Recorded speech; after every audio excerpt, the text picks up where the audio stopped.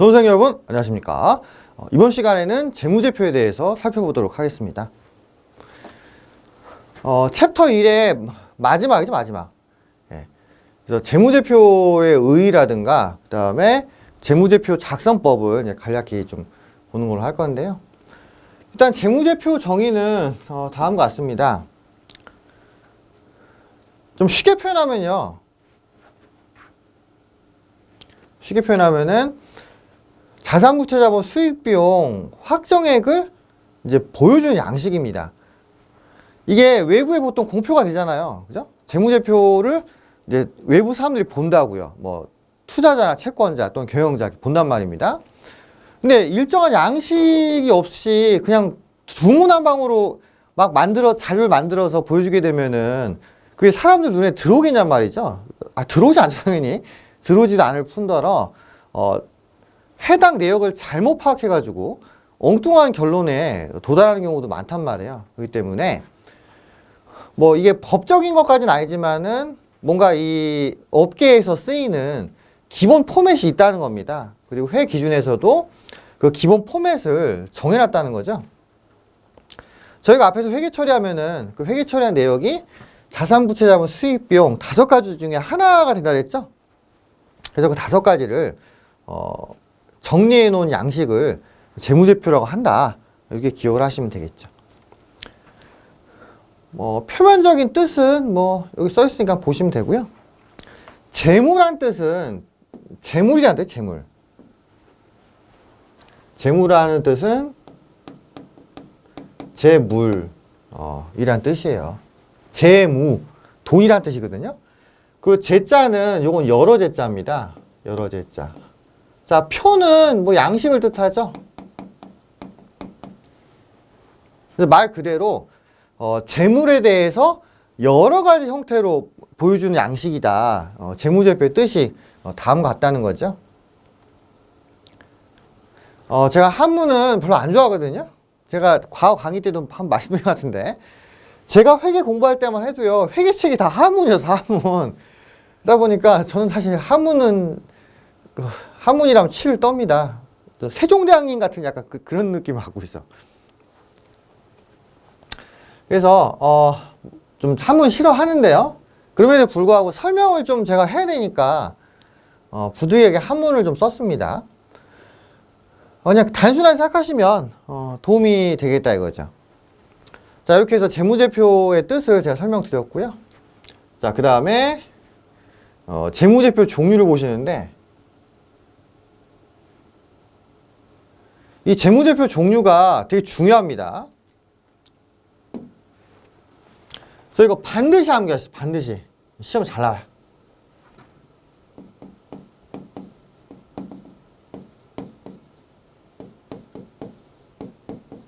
네, 시험에 잘 나옵니다. 그래서 이 재무제표는요, 크게 5가지. 그래서 자산부채자본 수익 비용을 5가지 형태의 표에다가 이렇게 정리를 하는 건데요. 일단 기본적인 재무제표 2가지가 있습니다. 첫 번째는 재무상태표고요. 두 번째는 손익계산서라는 거죠. 그래서 이 2가지를 먼저 작성을 하고요. 그 다음에 이 2가지를 바탕으로 해서 나머지 3가지 자본변동표, 현금흐름표, 주석 이걸 작성한다는 겁니다.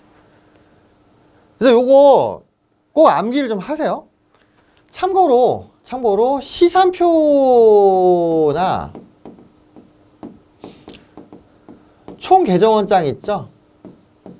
예, 요런 거는 재무제표가 아닙니다. 예, 요런 건 재무제표가 아니기 때문에 여러분들이 좀 주의를 하셔야 돼요. 그러니까 시험에서 재무제표 종류가 아닌 거, 재무제표가 아닌 거 이렇게 물어보는데 이게 5가지잖아요. 그죠? 저희 객관식은 사지선다. 객관식은 사지선다인데 3개 나오고 이렇게 하나 끼워 넣는다고요. 네. 그럼 하나 딱 맞추시면은 2점 득점을 하는 거죠. 그래서 이 종류를 꼭 암기를 하시기 바랍니다. 뭐 정 못 외우겠으면 앞 글자를 따서 외우면 된다고요. 네. 그래서 이 밑에 설명 보면 다음과 같죠? 먼저 재무상태표하고 손익계산서가 완성이 돼야 됩니다. 그러고 나서 이제 자본변동표, 현금흐름표, 주서 작성이 되는 거예요. 그리고 백문이 불여일견이라고 재무제표 양식을 직접 보는 게 낫죠. 제가 말로 설명하는 것보다 정말로 이렇게 인터넷에 공개되어 있는 그런 양식을 보는 게 좀 도움이 될 것 같은데요.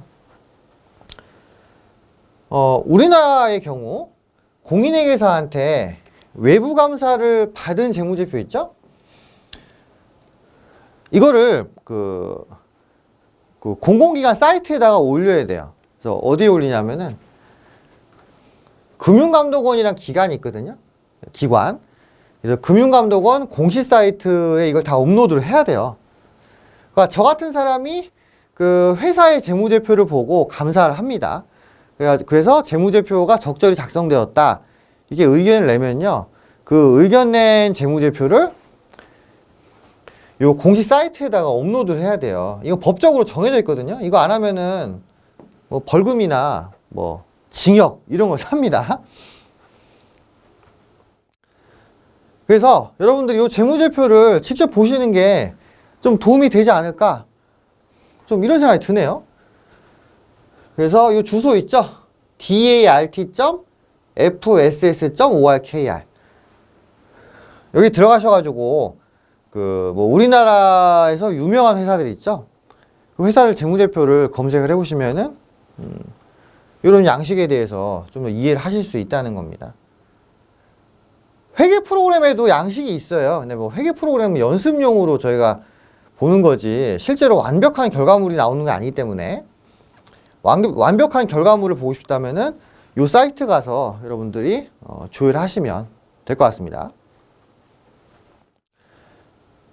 그래서 이 두 개가 먼저 완성이 돼야 되고, 자, 이걸 바탕으로 세 가지가 완성이 된다. 기억하시고요. 이 두 가지 중요하다. 예, 이해하시면 되겠죠. 그 다음에 이제 그 재무상태표, 손익계산서, 요 정의하고요. 관계에 대해서 좀 이야기를 드리도록 하겠습니다. 재무상태표는 자산, 부채, 자본 요 세 가지를 요약해 놓은 표예요. 그리고 손익계산서는 수익하고 비용을 정리해 놓은 표죠. 예. 이렇게 이해를 하시면 될 거고요. 참고로 재무상태표는 일정 시점에 대해서 정리한 겁니다. 그래서 보통 이렇게 돼요. 12월 31일 현재 자산부채 자본의 내역. 예, 이렇게 표시가 되는 거고요. 손익계산서는 일정 기간에 대한 겁니다. 그래서 손익계산서 처음에 보면은 1월 1일부터 12월 31일까지 수익 비용에 대한 내역. 뭐 이렇게 나온단 말이에요. 예. 그래서 좀 어렵게 이야기를 하면은 재무상태표는 뭐다? 일정 시점 현재의 자산부채 자본에 대한 표. 뭐 이렇게 됩니다. 더 어렵게 얘기하면은 경제적 자원과 청구권에 대한 현황을 보여주는 표. 뭐 이렇게도 이야기해요. 그럼 손익계산서의 정의는 뭐겠어요? 일정 기간 동안의 수익 비용 발생액을 정리한 표. 이렇게 되겠죠. 좀 어렵게 이야기하면은 일정 기간 동안의 경제적 자원과 청구권의 변동에 대한 표. 뭐 이렇게도 이야기가 되는데요. 너무 어려운 정의는 사실 보실 필요는 없습니다. 그냥 제가 책에서 언급한 쉬운 정의만 보셔도 그 시험 보는 데는 충분합니다. 예. 자, 그러면은 저희가 정의를 한번 읽어보죠. 자, 재무상태표와 손익계산서 이렇게 되어 있죠. 그래서 재무상태표의 정의. 자, 일정 시점 현재 기업이 보유하는 자산부채 자본에 대한 정보를 제공하는 보고서. 자, 이렇게 되는 거고요. 그 다음에 재무상태표를 통해서 기업의 이해관계자들, 즉 투자자나 채권자, 경영자 있죠? 그분들이 그 이해관계자들이 이제 어떤 데이터를 얻을 수 있는지 그걸 또 봐야 되겠죠? 재무상태표를 통해서 기업의 이해관계자들이 뭘 알 수 있냐? 기업이 영업활동을 위해 소유하고 있는 게 뭔가 알 수 있단 말이야. 이 기업이 영업을 해서 돈을 벌겠다는데 그 뭘 가지고 돈을 벌 것이냐? 이거를 기업의 이해관계자들이 본다는 거죠. 그러니까 영업에 관련된 베이스가 좀 탄탄하냐 이런 걸 보자는 거예요. 그리고 자산 구입을 위해서 자금을 어떻게 융통했는지도 보자는 거죠. 회사 재무상태표 봤더니 다 부채밖에 없어. 다 빚으로 다 조달한 거예요. 이런 경우에는 투자자들이 어떻게 생각하겠어요? 이 회사 빚이 많네? 여기 투자했다가 내가 투자금을 회수 못하면 어떡하지? 이렇게 생각할 수 있다고요. 일반적으로 빚이 많으면은 회사의 상태가 좀 안 좋은 경우들이 많아. 예. 빚을 많이 진다는 거는 이자 비용을 많이 지출해야 된다는 얘기잖아요. 경기가 호황일 때 괜찮아. 근데 경기가 불황일 때는 힘들어요. 예. 경기가 불황일 때는 회사가 이자 비용 내다가 망하는 경우가 많단 말이에요. 그래서 회사가 보유하고 있는 자산하고 그 다음에 투자자와 채권자의 몫이 얼마인지를 파악을 해가지고 이 회사의 상태를 이제 이해관계자들이 확인할 수 있다는 거죠. 자, 여기서 나오는 아주 중요한 공식이 있습니다. 이거 여러분들 꼭 기억을 하셔야 되는데, 자, 그 유명한 재무상태표 등식이에요. 자산은 뭐 더하기 뭐다? 부채 더하기 자본입니다. 즉, 회사가 보유하고 있는 자원은 궁극적으로 누구한테 귀속된다는 거예요? 채권자하고 투자자한테 귀속이 된다는 거예요.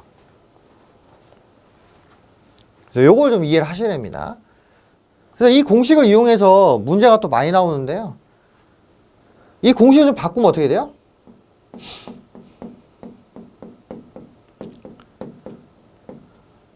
자산에서 부채를 빼면은 자본 이렇게 되죠? 식을 바꾸면은 부채를 왼쪽으로 넘기면은 자산 빼기 부채는 자본 이렇게 되잖아요. 저희 앞에서도 나왔었죠? 자본은요, 이거 독자적으로 계산하는 게 아니에요.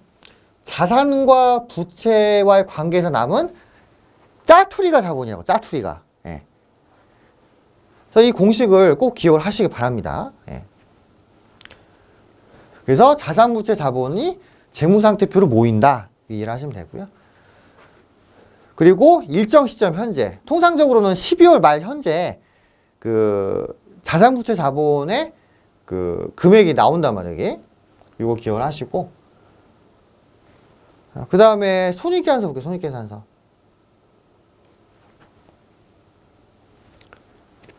손익계산서는 일정 기간 동안에 대한 거죠.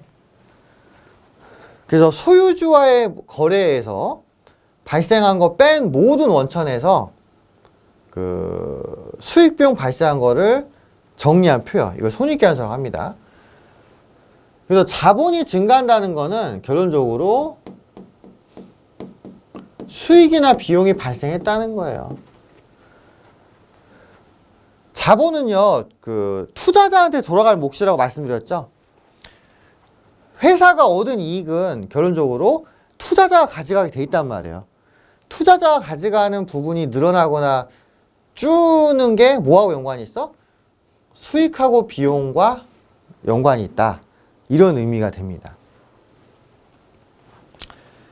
그래서 일정 기간 동안 소유주와의 거래 이외에 모든 원천. 자, 나중에 공부하실 건데요.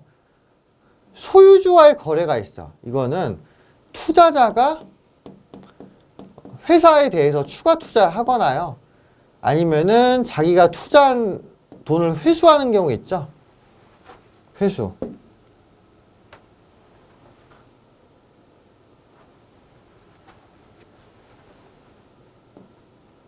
요 회수한 내역을 뺀 나머지라는 의미예요. 투자자가 회사에다가 투자합니다.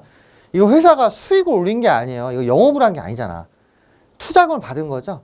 그 부분에 대해서는 수익을 보면 안 된다는 거고요. 반대로 투자자가 자기가 투자했던 원금을 빼가. 이거 회사가 영업하면서 돈 쓴 게 아니잖아요. 예. 그렇기 때문에 그 부분도 비용으로 하면 안 된다는 거죠. 저희 전산행 2급에서는 소유주와의 거래와 관련된 계정을 두 가지 있습니다. 두 가지. 그래서 자본금, 인출금. 뭐 이렇게 보는데요.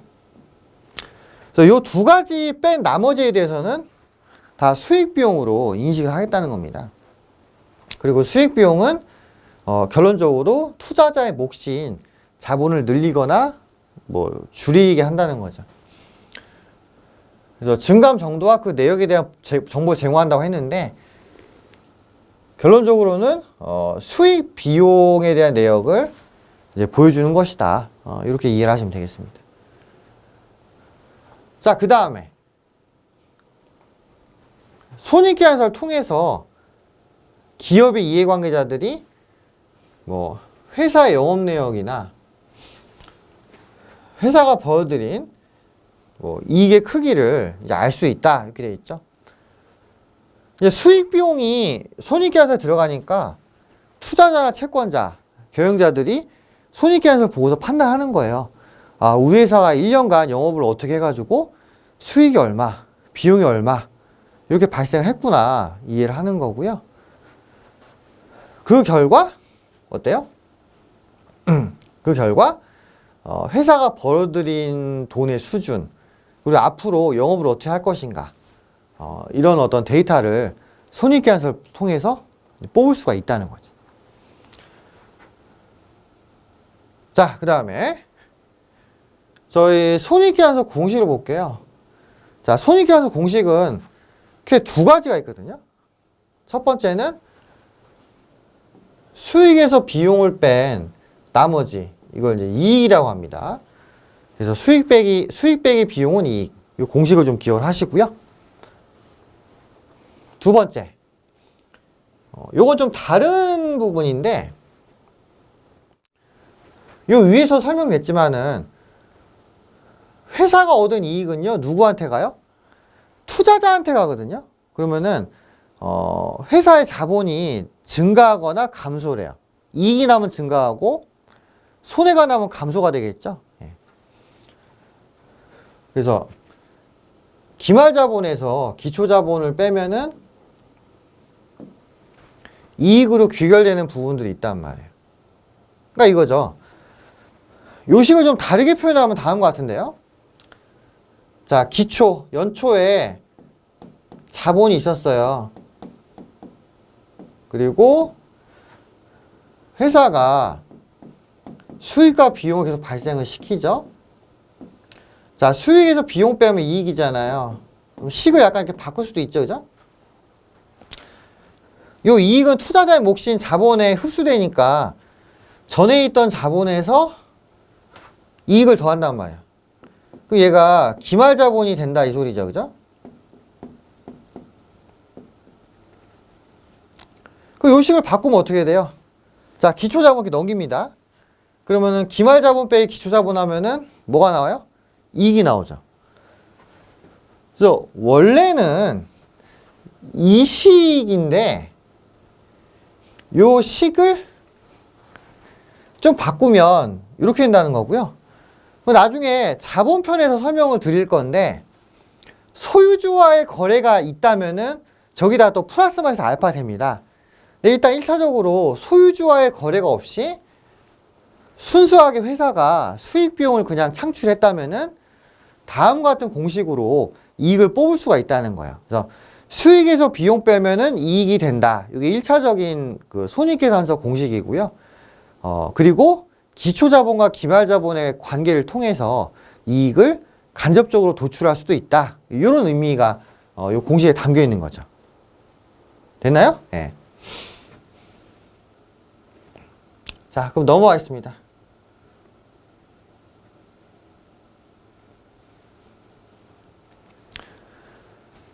자, 그 다음에 재무상태표와 손익계산서의 연결관계라고 되어 있는데요. 저희 분개할 때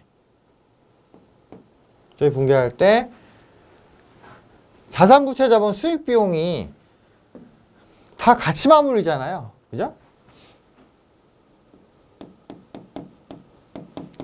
이 5가지가 분개할 때 동시에 나온다고요. 자, 이 5가지 정리하면은 결론적으로 재무상태표하고 손익계산서가 나오는 거잖아요. 그죠? 그러면은 재무상태표하고 손익계산서가 또 서로 연결되어 있다는 거죠. 왜냐면 같은 원천에서 동시에 2가지가 나오니까 이게 서로 맞물린다고요. 연결됩니다. 그럼 저희가 또 이 연결관계를 좀 봐야 돼요. 왜냐면 이게 요 연결관계를 물어보는 문제들이 많이 나오거든요. 그래서 이 내용을 봐야 됩니다. 그래서 이제 책에는 약간 다르게 되어 있긴 한데요. 제가 좀 보충해서 좀 설명을 드리겠습니다. 1년을 기준으로 하면요. 1년 기준으로 하면은 기초, 기말, 기중 이런 식으로 뭔가 기간을 나눌 수가 있어요. 기초라는 거는 통상적으로 1월 1일 얘기합니다. 1월 1일. 그러니까 1년 기준으로 했을 때 1년의 처음을 얘기하는 겁니다. 기말은 뭐겠어요? 12월 30일이겠죠. 그죠? 네. 그리고 기중은 1월 1일부터 12월 31일 어딘가를 얘기를 할 겁니다. 회사가 자산부채 자본을 가지고 영업을 해요. 이 와중에서 1년 내내 뭘 발생시켜요? 수익하고 비용을 발생시키는 거죠. 그러면은 이익이 나오고요. 이 이익은 어디로 가는 거예요? 회사의 자본에 흡수가 됩니다. 그러면서 자산부채가 계속 바뀔 거 아니에요. 수익 비용이 발생을 하면은 자산부채가 바뀌어요. 분계상 그렇게 나오잖아요. 그러면은 12월 30일 됐을 때 바뀐 자산부채 금액이 나올 거죠. 그 자본거래가 중간에 있다면은 뭐 이익 이외의 다른 항목도 자본에 영향을 미치겠죠. 근데 이제 뭐 자본거래가 없다고 치면은 그냥 이익이 회사 자본에 흡수가 된다. 이렇게 이해를 할 수가 있단 말이에요. 그래서 보시면 재무상태표 2개 있죠. 기초재무상태표, 기말재무상태표. 이 2개가 있고 이 사이에 손익계산서가 약간 좀 찡겨있는 그런 느낌이란 말이에요. 그러니까 결론적으로 이 2개가 서로 맞물리면서 회사 데이터가 정리가 된다는 얘기죠. 그죠? 예. 일단 요거는 제가 1년 기준으로 한 거고요. 예를 들어서 뭐 3년, 4년, 5년 기준으로 하면은 계속 이게 맞물리면서 그 회사 자료가 정리가 될 것이다 이겁니다. 자, 올려볼게요. 자, 여기 설명 다 써놨으니까 보시면 되잖아요. 이 위에 표하고 같이 한번 확인해 보시면 되죠. 그래서 한 회계기간의 처음 시점을 기초라고 합니다.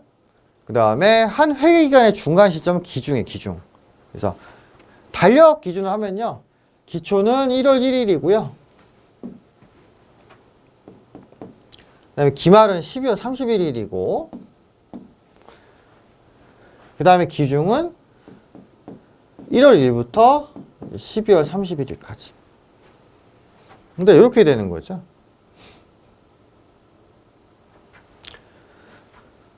그리고 설명은 요 밑에 있으니까 여러분들이 한번 읽어보시면 되겠죠. 기업이 영업을 시작할 때 기초자산부채 자본을 이용을 합니다. 그러면은 기중에 수익비용 발생하고 이익이 기말자본에 포함이 되죠. 분개를 하면서 기중에 자산부채 자본 수익비용이 막 바뀌어.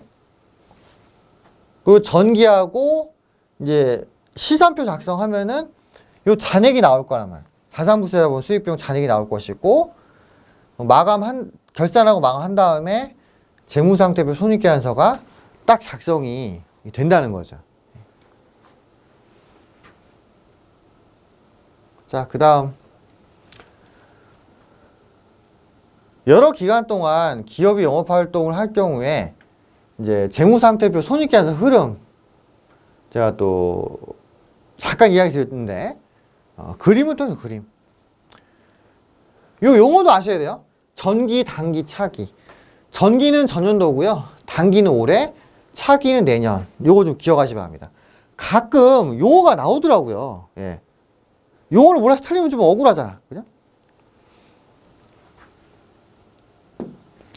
자, 그러면은 이제 첫 회부터 한번 보겠습니다. 첫 회부터. 자, 전년도 초에 자산부채 자본이 있습니다. 자, 이걸 이용해서 영업을 뛰면은 수익 비용이 생기고요. 그 결과 이익이 도출되죠. 그리고 자산부채가 막 변동이 돼요. 그러면은 전기 말, 그죠?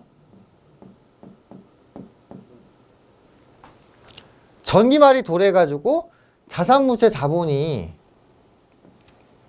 정리가 되겠죠, 그죠? 제가 기초 이렇게 썼는데 이거 오타 아닙니다. 이거 오타 아니고요. 전기 말이 뭐가 돼요? 단기 초가 되는 거야. 이게 그 다음 년도 넘어오니까. 그래서 전기말 자산부채 자본은 단기 초가 됩니다. 그래서 시험 문제 보면은요, 기초 자료를 주는 경우도 많은데, 전기말 자료를 주는 경우도 많아요.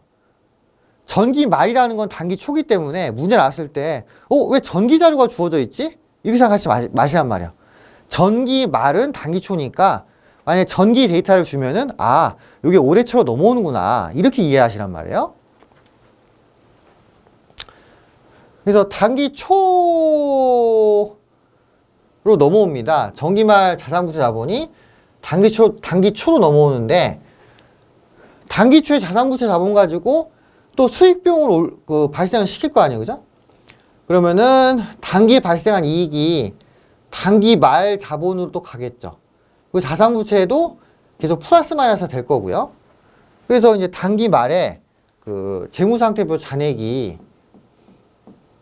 확정이 됩니다. 그 와중에서 어때요? 차기 초로 넘어가는 거죠. 그래서 단기 말은 차기 초로 가는 거고요. 그래서 차기 초에 관련해 가지고 이제 수익 비용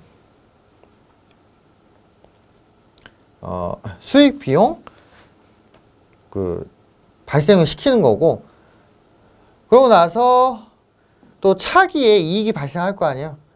그럼 차기 말 자본으로 이게 넘어가는 거죠. 그러면은 이제 차기 말 재무상태표가 완성이 되면서 이게 또 그 다음으로 또 넘어갈 거란 말이에요. 이렇게 됩니다. 이해되시나요? 네. 그래서 이렇게 기초가 반복되니까 조금 혼동이 오실 수 있는데, 그럼 적으세요. 자, 전기와 단기 사이 기초라고 되어 있잖아요. 전기 말 이퀄 뭐예요? 단기 초. 여긴 어때요? 단기 말 이퀄 차기 초. 그 다음으로 초란 얘기죠. 예. 그래서 여러 기간 동안 기업이 영업활동을 하면은 재무상태표와 손익계산서가 이렇게 맞물리면서 계속 간다는 거야. 그죠? 그러니까 요 기초기 말 재무상태표를 기준으로 해가지고 이게 계속 이월된다는 거죠. 그리고 중간중간에 수익 비용이 계속 발생을 한다는 거예요. 예. 이해되셨죠? 예, 요 관계를 알면은 문제 푸는 게 좀 도움이 될 것이다. 좀 생각을 합니다.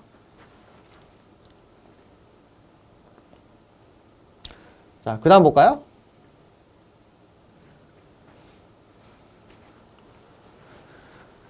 제가 재무상태표하고 손익계산서에 대해서 설명을 드렸단 말이에요. 그러면 그 이외의 것도 봐야겠죠. 그 이외의 것 정의가 나올 때가 있습니다. 그러니까 여러분들이 좀 확인을 해보셔야 되는데요.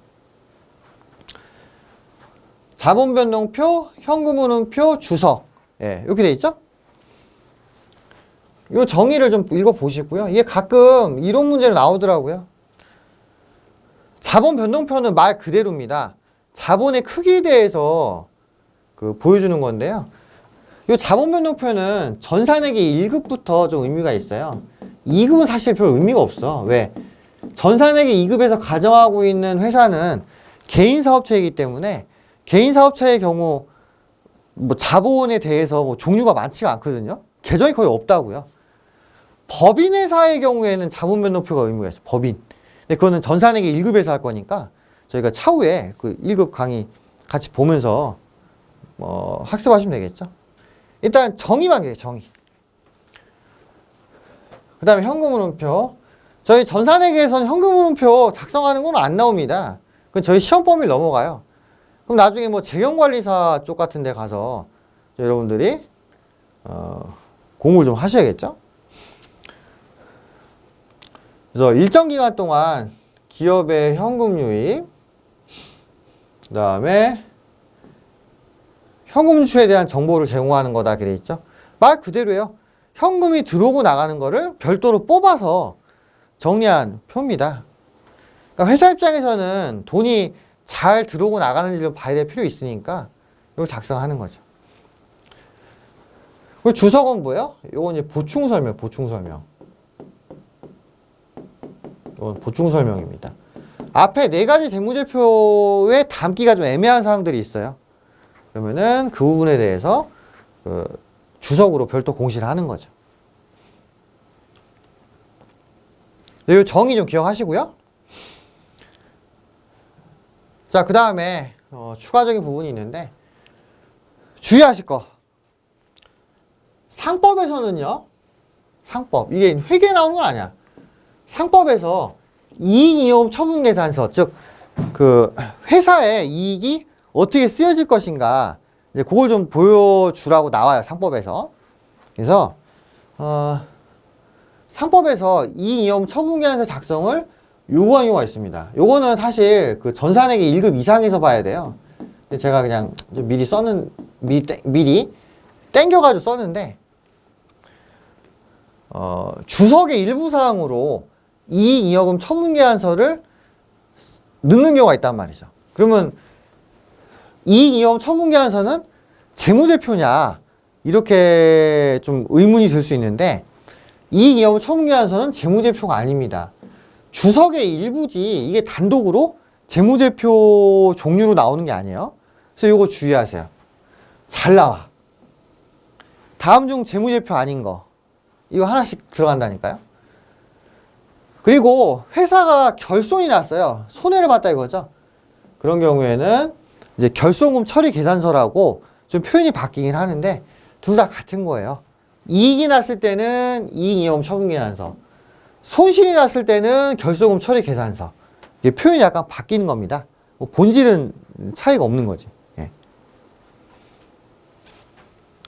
자, 이렇게 해서 그 재무제표의 종류라든가 흐름을 좀 봤어요.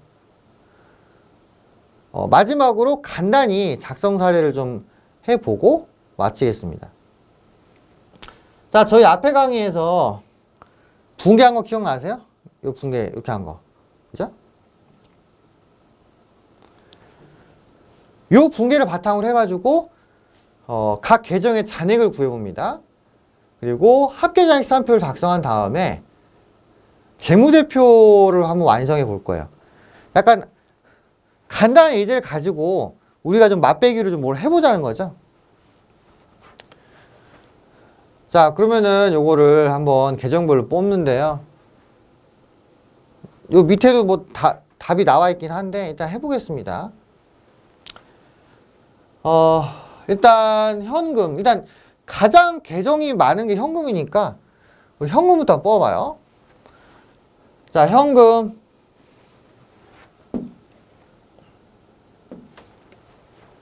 몇 개 있죠? 하나, 둘, 셋, 이렇게 있죠? 그러면은 현금 잔액은 얼마예요? 현금 잔액. 현금은 받는 거니까 타변이면 증가고 대변이면 감소죠, 그죠? 현금.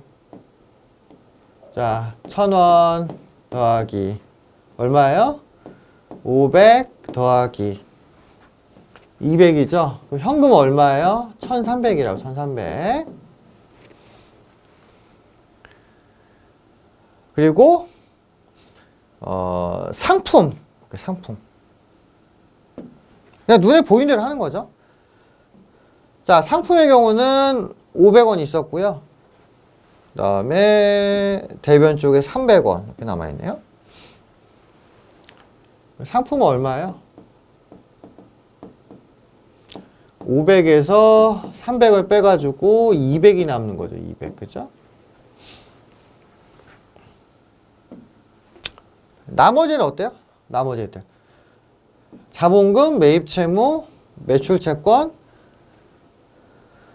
차량 운반구, 미지급금 다 하나씩이죠. 그죠? 그 다음에 상품 매출, 매출원가, 급여 요것도 다 그냥 하나씩이에요. 그 계정 개수가 하나씩이라고요. 그렇기 때문에 얘네들은 뭐 정리하고 다시 할 것도 없죠. 일단 상품하고 현금만 정리를 잘 하면은 계정별 잔액은 맞겠네요.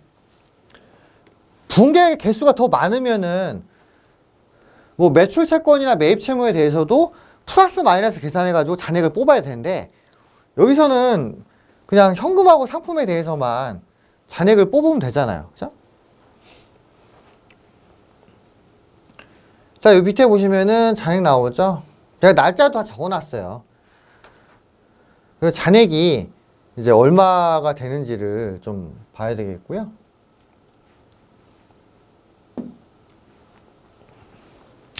자, 요거 하나만 좀 체크할게요.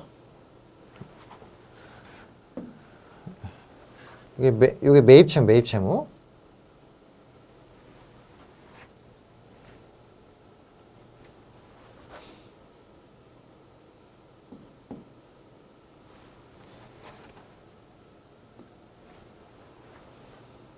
똑같은 얘기인데 매입채무.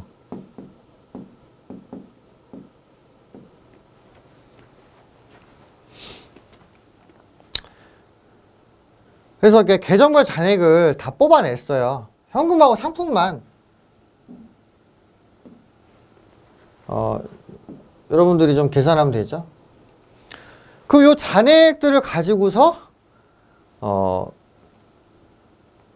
합계장액 시산표 하고요. 그 다음에 재무상태표 손익계산서를 만들 건데 먼저 뭐부터 만드냐면요. 손익계산서. 자, 손익계산서부터 만들고요. 그 다음에 재무상태표를 만듭니다. 저희 앞에서 나왔지만은 손익계산서에서 이익을 뽑아야 그걸 바탕으로 기말 재무상태표가 완성된다고 봤잖아요. 똑같아요. 예. 저렇게 보시면 되고요. 자, 잔액 쭉 나오죠? 사실 현금하고 상품만 빼면은 뭐 거래가 하나씩밖에 없으니까 금액은 뭐 그만 뽑힐 겁니다.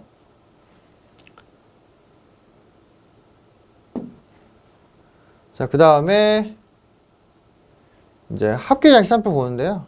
자, 보시면 이렇게 돼 있어요. 현금하고 상품은 뭔가 좀 거래 변동이 있었잖아요. 그죠? 플러스 마이너스 있었다고. 그래서 확인해보면 다음과 같습니다. 자, 일단 합계장 시산표를 이렇게 작성을 했는데요. 별건 아니고요. 차변에 있는 거를 다 뽑아. 그러면은 차변에 금액이 또 다 나올 거라고요. 현금 같은 경우 1,000원, 500원 두 개 있었잖아요. 그죠? 1,000원하고 500원 두 개 있었기 때문에 1,500원이 나오는 거고요. 대변에 200원이 있었죠. 200원. 그러다 보니까 잔액이 1,300원 남는 겁니다. 이 잔액은요. 합계가 더 큰 쪽으로 가면 돼요. 네. 상품도 마찬가지. 500원짜리 샀고 300원어치 팔았잖아요. 그러니까 잔액이 얼마 나와? 200원. 나머지 애들은 반대 계정이 없으니까 전체 총계가 다 잔액 쪽으로 가는 거죠. 예. 자, 이렇게 뽑으면 된다고요.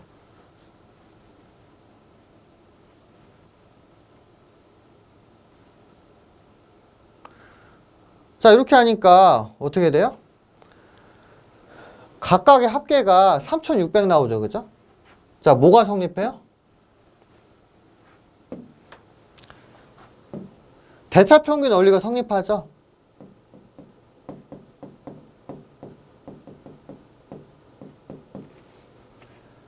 잔액은 어때? 잔액. 잔액도 똑같잖아요. 똑같을 수밖에 없죠. 애초에 붕괴했을 때 차변되면 그게 다 같았다고. 그럼 그걸 정리하면은 당연히 정리 결과에 대해서도 차변대변이 같아야 되잖아요. 다르면 뭐 잘못된 거야. 예. 그래서 이걸 바탕으로 해가지고 손익계산서하고 재무상태표를 작성을 하잖아요.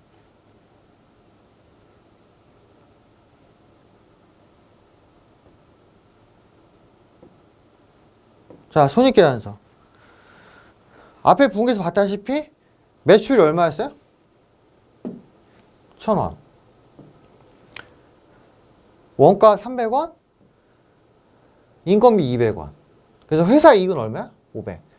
그리고 어디로 가요? 회사의 자본으로 간다, 자본. 다음 페이지 보실게요.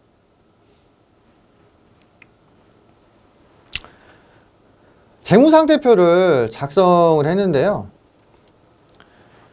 자산이라는 거는 회사에 돈을 벌어다 줄 것들의 집합이죠. 자, 현금, 상품, 매출채권, 차례공방권. 맞잖아요. 돈이 있어야 장사할 거 아니야. 소위 종잣돈. 상품, 이걸 팔아야 돈 벌죠. 채권, 나중에 돈 받을 거잖아요.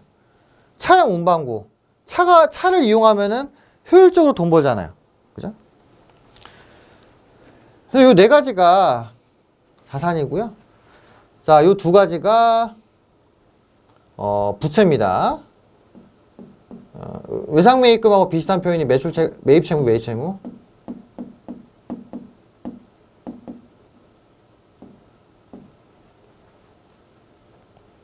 요 두 개는 부채예요. 그리고 요 두 개는 자본이야. 투자자의 목. 그래서 회사가 갚아야 될 빚이 1,100원이 있는 거고요.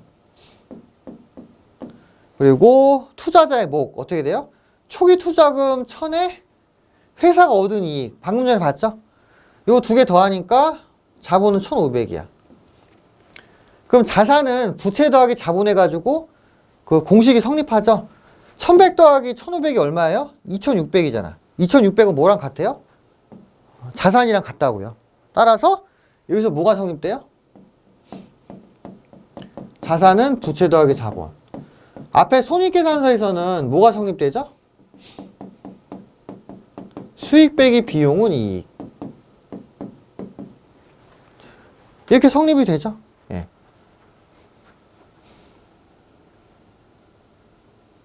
자, 요 밑에 제가 설명 또 실어놨어요. 쭉 보시면 되죠.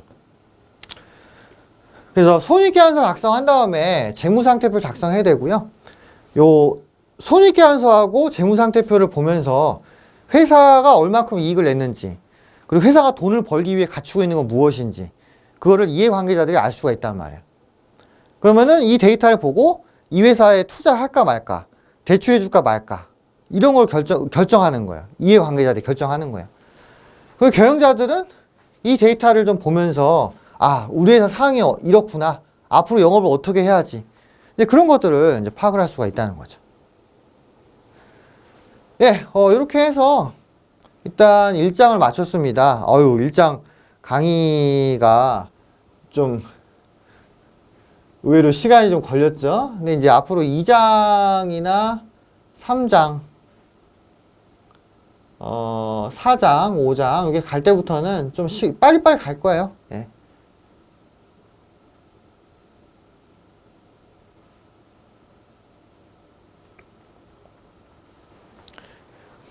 네, 그래서 이제 앞으로 강의할 때는 조금 약간 속도를 올릴 거고요. 그다음에 저희가 챕터 1은 끝이 났습니다. 챕터 1에서는 되게 기본적인 내용이 많이 나왔죠. 회계가 무엇이고, 그다음에 회계 시스템이 어떻게 운영되는지 봤단 말이에요. 그 세부 내역까지 봤고요. 그래서 이걸 바탕으로 해서 우리가 이제 챕터 2를 공부를 할 겁니다. 챕터 2가 그 매출 매입에 대한 거죠. 자, 요것도 조금 시간 걸려요. 이게 매우 중요합니다. 예, 이 내용만 잘 파악을 해도 여러분들이 전산회계 2급의 절반은 먹고 들어와. 절반이라고, 내용이. 그러니까 당연히 여러분들이 집중을 해서 좀 보실 필요가 있겠죠. 예.